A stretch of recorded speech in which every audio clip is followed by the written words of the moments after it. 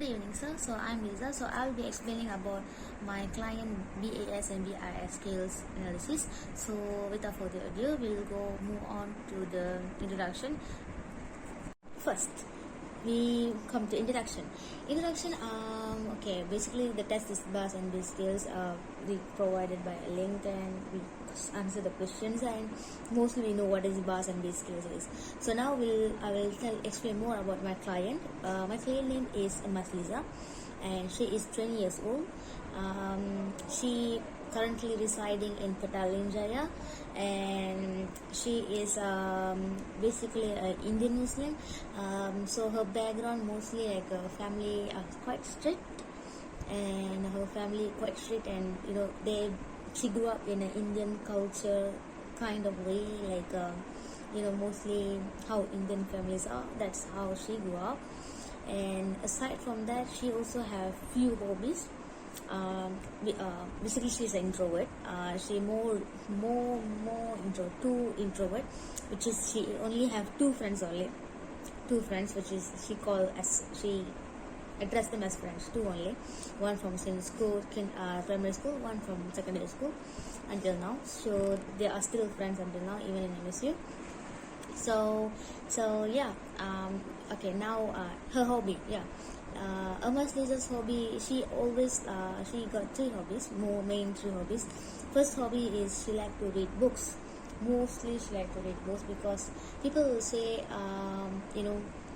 reading books are a way of escaping the reality, which is, in her case, she doesn't see as that. She will see reading book as, for her, if you read book, it's like a way we exploring other people life, other experiences, other people, how they have go through certain emotion. For example, we as a human being, we won't experience a feeling of most probably won't. Not all of us will experience an accident. Not all of us will face the love failure. Not all of us will have a cat to die or something. Some stories, right? So most of the time we have a certain thing only experience, isn't it?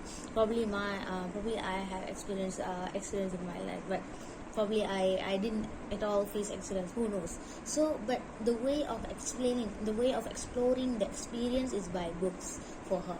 So because there are many genre of books she'll read, and she'll explore the experience of the book, experience of the characters from the book. That's why she like to read books, and it will make her understand how valuable life is, how her life is being so grateful for her what she have now. So that's why she mostly like to read book. And secondly, she also like to do poems. She like to write poems, which is one of the ability she have, I can say, one of the talents she have. Because when I ask why she like to write poems, she said that sometimes she have a certain emotion, certain extreme emotion. For example, extremely sad or extremely angry or extremely happy, she will drive to write a poem. It's like a nature for her. It's like she want to describe in a way. She want to let the feeling out in a way. So she let the feeling out by writing a poem. Because when you write a poem, we will express our feelings by writing, isn't it? Therefore, she described writing a poem is like a way of expressing her feelings. So that's the second of her hobby. The third one, she mostly like to learn new things in her life. She will choose like not all things she will learn. Some things she interest her, make her like fun for her, she will learn. For example, she learned crocheting. She know how to do crochet. She also know how to play ukulele. She know certain things. She also a part-time worker as a barista. Apart from that, she also have an ambition to become a psychologist, of course, and she also have the ambition to write a book in the future. Due to her overwhelming she want to write something. She like to write, and also she like to read books. Therefore, she want to become an author in future if she have the ambition luck to write a book. So that's all about the client. Now we'll move on to the administration of tests. So here we are in the administration of the test. So overall, my client's results mutation behavior report came as behavioral approach, which is the BAS, which is she got 77 for BAS and she got 57 for BIS scale. So and then for BAS scale, she got drive for she only got drive. She only have 58 out of 100. Fun seeking, she got 67 out of 100, and also reward, she got 100% out of 100. And then for B scale, avoidance, she have 57 percentage out of 100. So now I'll move on to next part, which is the interpretation of the test. So interpretation of the test. So the test basically say that she is sometimes have a strong drive for completing important tasks. Important task, but she will often not be driven if she doesn't feel task important enough, which is true about her, because most of the time she want to do something just because she feel it's important to do, otherwise she won't want to take overburden to herself to do things that doesn't important, isn't it? So apart from that, it's interpretation of the test. She also actively seek out activities that will make her happy, including parties, hanging out with families, friends, and even thrill seeking sports. And you also tend to be fairly impulsive. You are very motivated by seeking reward of your behavior, and offer reward such as promotion of work or hard or winning a bet will keep motivated and complete difficult activities. You are motivated to avoid things that you don't like. This can sometimes mean trying to avoid activities that you don't enjoy or attempt to escape punishment, and sometimes you feel nervous. So that's what the interpretation of the test says. We will discuss the interpretation of the test more in the discussion part. Okay. So now we will discuss about the result we got. So BAS scale, we'll start with the highest subscale, which is reward. So reward, the theory that I'm gonna relate is extrinsic motivation theory, and also Herzberg two-factor theory. So why because I myself realized that I'm not extremely motivated more, but then in the result it shows that I'm extremely motivated. Then I realized that, which is true also about me, where things that I want to do by myself is always will be selective compared to the things that I do out of reward and out of recognition. Because when it comes to recognition and reward, I will try everything. I will do whatever it is. I will try to do, as long as it's not burdening me. I will do. That's why I think I got 100% for my reward. But why I'm seeking reward? Why I'm seeking reward in my life? It is because one of the reason is that people are influencing in my personal life. Because I thought who is close to me and dear to me, they think reward recognition is a way of showing that I have value. Because when I write, for example, my hobby is writing poem. So when I write poems, for me it's a big achievement. But then for other people, for people that I want to be valued, they won't think it's also an achievable thing, right? Not everyone can write poem, but they can't see in that way. Probably they're not showing it to me. But when I got a recognition, when I got appreciation from that, like for example, I got a reward. For example, I got a medal for I write poem. The people will come to me and say, "Good, congratulations." So that's the kind of thing that I'm looking forward to, because that will show the validity that I have my own value to the people that I care about, to show that I have value to other people. That's why I'm seeking reward, I guess. Mostly this is the reason could be for me for seeking reward. Other than that, because I also tend to have this inferiority complex, which is because my siblings are very better than me in studies compared to me. So it's like a kind of putting down me in studies basically. Therefore I seek reward and assurance from outside studies. Therefore I can get pleasure from seeking it, and then it's like a reassurance for myself that I also matter in this world. That's why, because extremely motivated is like more validity from other people. I mostly like to need the validity from other people. That's why I think I got 100% for reward part. So that's the first thing. Now we'll move on to the second highest of scales, which is the fun seeking scale. So this one I will relate it to the what theory it is? Self-determination theory. So self-determination theory more to the relatedness. So why I most likely to seek like fun thing. For example, I learn ukulele, I learn crocheting out of fun, not because I really want to do it. Is it important to my life? No, it just I do out of fun, out of like to know new things and to be connected by people around me. For example, my friends also, one of my friend is also play ukulele, and also my friend also play know how to crochet. So it's a way for me to create bond with them. So acceptance, basically, people who are fun seeking, they need socially active, right?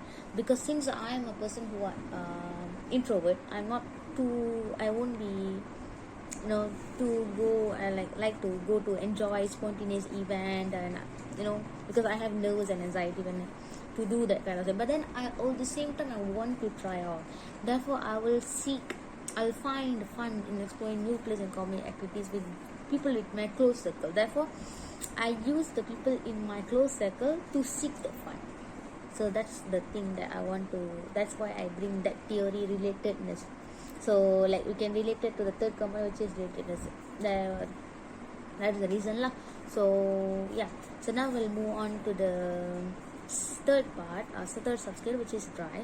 So persistence of an individual in order to achieve their goals. So for this one, it's like more likely to, I like to relate it to the intrinsic motivation theory, where as I say, I'm more intrinsically motivated person inside, but then I'm selected to it.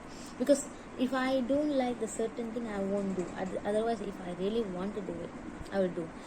For example, during my school days, when I form 4, I'm a pure science student, I'm a biology student, but I took extra subjects, accounts and also study, which is not important at all in my life, where I already fixed with my career path where I'm going to study psychology.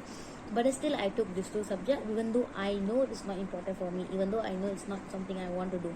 But then I just take it out of fun. But then after I study for 1 year, I realized I like Sunny more. I like Sunny, I like to keep with Sunny, but then even though it's not important, but still I like it, so I want to study. But then for come to accounts, I feel like even though I study for 1 year already, I have another 1 more year only to go. I can continue my study. But then I thought it's not important for me. I thought like I don't like it, so therefore I don't have the intrinsic motivation to study that subject. Therefore I drop it. I don't even bother to think that I have studied 1 year, I like 1 more year only, I can study more like that. No, I never thought that. I just drop it, even though 1 year of studies is wasted. I just doesn't care. So that's my character, where if I want to do things, I will do it. If I really want to do it, if I don't want to do it, I just let it go. I don't force that into my life, because I don't want to pressure myself also at the same time. So now we'll move on to the BIS system, which is say I'll motivate to avoid things that can cause me punishment, or things that I don't like, something that can cause me pain. So the theory I can relate it to is the reinforcement theory, which emphasizes the effect of human behavior to motivate elements. The most popular positive theory of motivation. It defines positive reinforcement as promoters to increase the likelihood of the desired behavior. Repetition is based on the Skinner's operant condition theory lah. So reinforcement theory, if you have a positive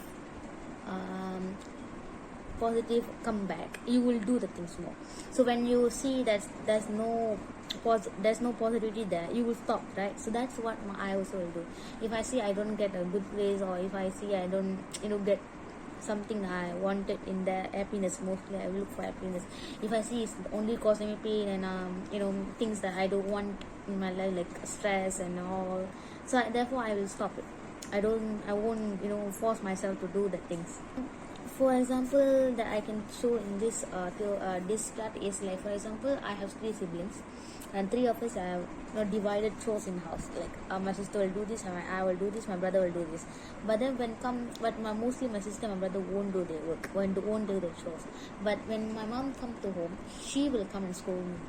So therefore what I will do, I will finish all the work, even though it's my sister's chores or my brother's chores. I'll finish it because I want to avoid the punishment or the pain or the nagging from my mom.